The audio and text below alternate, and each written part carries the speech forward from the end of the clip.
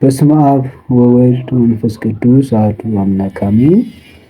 እንኳን ለጾመ ፍልሰታ ወይም ለጾመ ማርያም በሰላም አደረሳችሁ አደረሰን። ጾመ ፍልሰታ።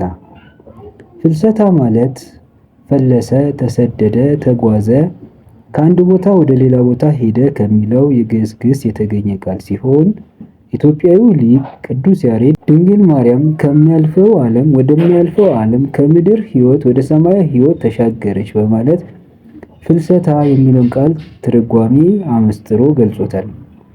ጾመ ፍልሰታ ከእመቤታችን ከቅድስት ድንግል ማርያም የእረፍት ታሪክ ጋር የተያያዘ ነው።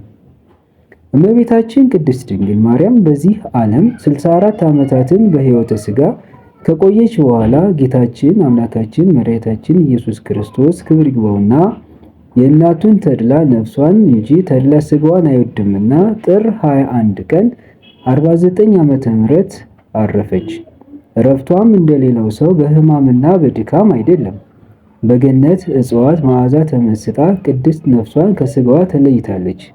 ታሪኩ በነገረ ማርያም እንደተጻፈው ቅዱሳት ሐዋርያት እመቤታችንን በአጎበር አድርገው አክብረው ወደ ጌቴሰማኒ መካነ መቃብር ይዘዋት ሲሄዱ አይሁድ ለምቀኝነት አያርፉም ነበርና ቀድሞ ልጇን ተነሳ፣ አረገ እያሉ ሲያውኩ ኖሯል። እርሷን ደግሞ ተነሳች፣ አረገች እያሉ ሊያውኩን ነውና ኑ የማርያምን ሥጋ በእሳት እናቃጥለው ብለው በምቀኝነት ተነሱ። ከመካከላቸው አንድ ታውፋንያ የሚባል አይሁዳዊ ከሐዋርያት እጅ ለመንጠቅ ዘሎ ሄዶ የአልጋውን ሸንኮር ሲይዝ የታዘዘ መልአክ በረቂቅ ሰይፉ እጆቹን ቆረጠው።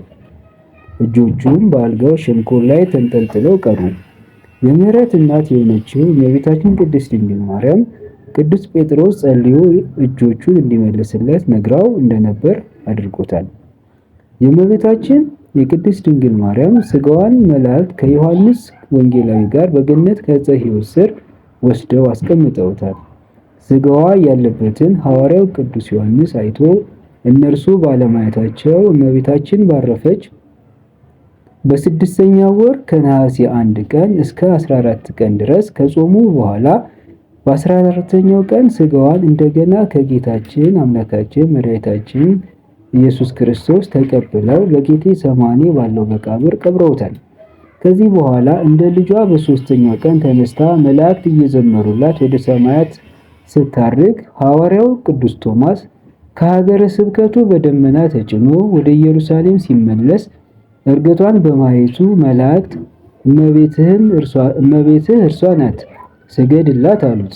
እርሱም ከደመናው ሊወርድ ወደደ። ምክንያቱም ቀድሞ የልጇን ትንሣኤ ዛሬ ደግሞ የእርሷን ትንሣኤ ለማየት ብሎ ነው። እመቤታችንም ትንሣኤን ያየህ አንተ ነህ፣ ሌሎቹ አላዩም ብላ ቅዱሳት ሐዋርያት ገንዘው የቀበሩበትን የሐር ግምጃ ሰጥታ አጽናንታ ሰደደችው። ቅዱስ ቶማስ ኢየሩሳሌም ሲደርስ የእመቤታችንን ነገር እንዴት ሆነ ብሎ ጠየቃቸው። እነርሱም አግኝተው እንደቀበሯት ነገሩት። እርሱም ያየውን ምስጢር በልቡ ይዞ ሞት በጥር በነሐሴ መቃብር ለሰሚውም አያምርም፣ ይህ እንዴት ይሆናል ቢላቸው ቅዱስ ጴጥሮስ ድሮም አንተ ተጠራጣሪ ነህ፣ ማን ያርዳ የቀበረ ማን ይናገር የነበረ እንዲሉ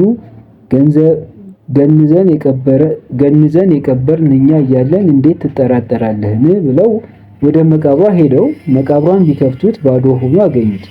በዚህ ተደናግጠው ተያዩ። በዚህ ጊዜ ቅዱስ ቶማስ አታምኑኝም ብዬ ነው እንጂ እመቤታችን ተነስታለች፣ አረገች፣ ይኸው ምልክቱ ብሎ ገንዘው የቀበሩበትን ሰበን አሳያቸው። እነርሱም አምነው ሰበኗን ለበረከት ተካፈሉት። በዓመቱ ነሐሴ 1 ቀን ሐዋርያት በመንፈሳዊ ቅናት ተነሳስተው ቶማስ ትንሣኤዋን አይቶ እኛ ሳናይ እንዴት ይቀርብናል በማለት ነሐሴ 1 ቀን ሱባኤ ጀምረው በ16ኛው ቀን የሐዋርያትን ሱባኤ ተቀብሎ እመቤታችን ቅድስት ድንግል ማርያምን መንበር፣ ቅዱስ ጴጥሮስን ተራዳኢ ካህን፣ እስጢፋኖስን ሰራይ ዲያቆን አድርጎ ቀድሶ አቁርቧቸዋል።